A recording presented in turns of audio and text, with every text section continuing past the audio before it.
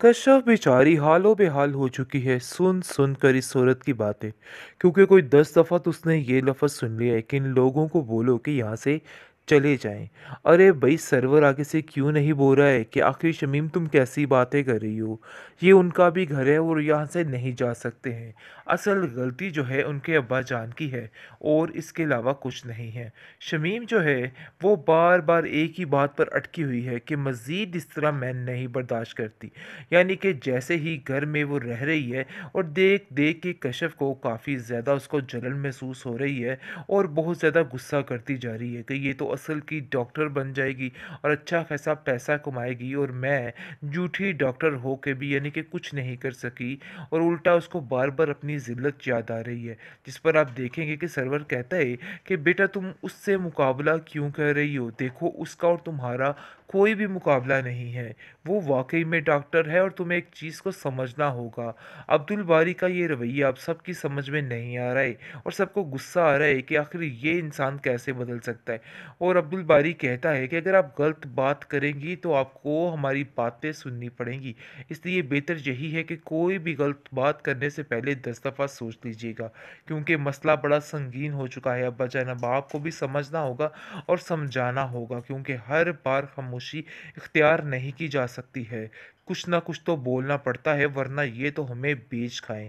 आगे से आप देखेंगे कि शमीम कहती है कि बस मैंने जो फैसला करना था सो कर लिया है।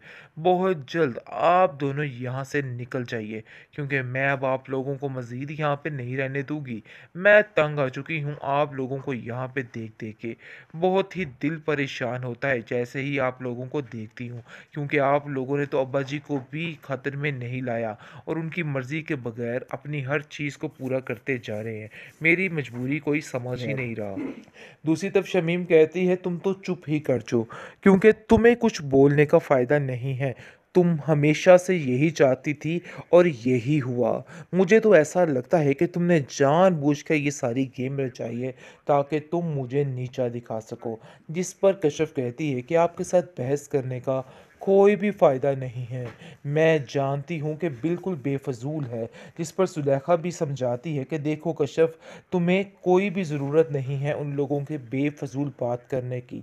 मैं जान चुकी हूँ कि शमीम ने भाईजान को भी अपने साथ शामिल कर लिया हुआ है और वो पूरी पूरी उसी की ज़ुबान बोलते हैं, इसलिए कुछ भी बात करने का उनसे कोई फ़ायदा नहीं है। वैसे भी तुम्हारे बाप ने साफ साफ बात कर दी है कि अब कोई भी किसी किस्म की बात ना की जाए, यानी कि अब तुम्हारे साथ मामले ठीक होंगे। लेकिन कश्यप कहती है कि मैं बड़े अच्छे तरीके से जानती हूँ कि वो लोग नहीं सुधरने वाले हैं, बल्कि वो लोग मज़ीद से मज़ीद तर ख़राब होंगे। आप नहीं जानती कि अब शमीम बाजी करके माहौल का क्या हश्र करेंगी। ऐसा ही होता है। अब उनके पीछे हाथ धो के पड़ चुकी है और उनको कहती है कि आप दोनों यहाँ से निकल जाएं, क्योंकि जहाँ पर मेरी मर्ज़ी कोई नहीं चल सकती वहाँ मैं किसी को नहीं रहने दूंगी। लेकिन जी साफ बात है, सायरा दूसरी तरफ काफ़ी परेशान है और बार बार यही सोच रही है कि रज़ा अपनी ज़िंदगी में कितना खुश है।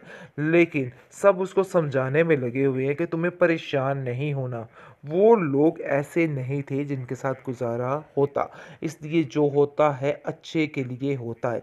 बहुत जल्द शुमैला भी वहाँ से फ़रार होने वाली है, क्योंकि वो भी इन जैसे लोगों में हरगिज़ नहीं रह सकती, क्योंकि कुछ ही दिनों में आरफा इसको सेट कर देगी।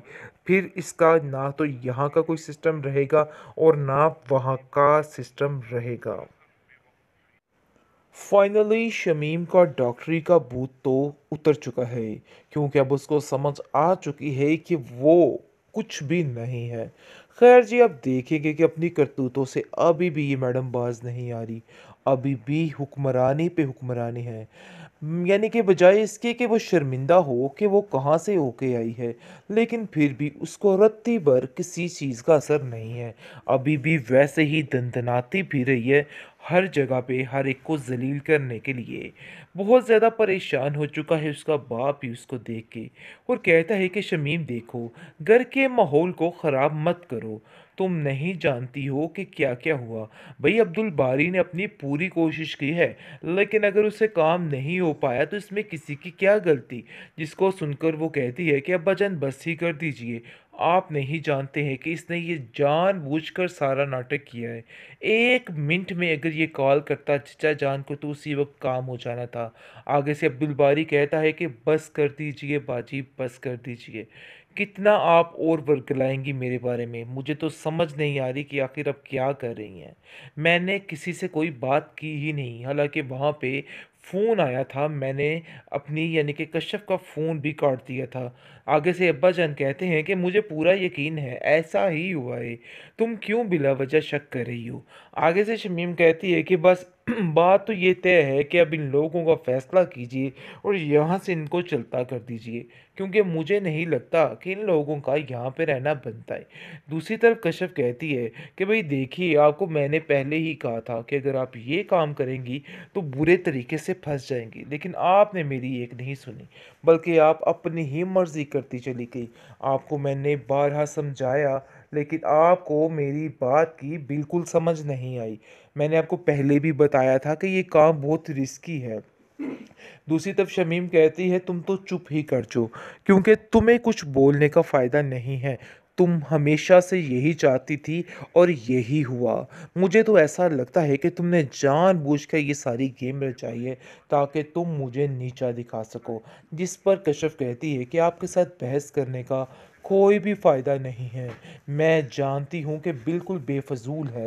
जिस पर सुलेखा भी समझाती है कि देखो कश्यप, तुम्हें कोई भी ज़रूरत नहीं है उन लोगों के बेफजूल बात करने की। मैं जान चुकी हूँ कि शमीम ने भाईजान को भी अपने साथ शामिल कर लिया हुआ है और वो पूरी पूरी उसी की ज़ुबान बोलते हैं, इसलिए कुछ भी बात करने का उनसे कोई फ़ायदा नहीं है।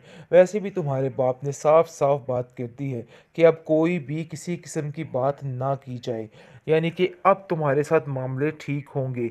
लेकिन कश्यप कहती है कि मैं बड़े अच्छे तरीके से जानती हूँ कि वो लोग नहीं सुधरने वाले हैं, बल्कि वो लोग मज़ीद से मज़ीद तर ख़राब होंगे। आप नहीं जानती कि अब शमीम बाजी करके माहौल का क्या हश्र करेंगी। ऐसा ही होता है। अब उनके पीछे हाथ धो के पड़ चुकी है और उनको कहती है कि आप दोनों यहाँ से निकल जाएं, क्योंकि जहाँ पर मेरी मर्ज़ी कोई नहीं चल सकती वहाँ मैं किसी को नहीं रहने दूंगी।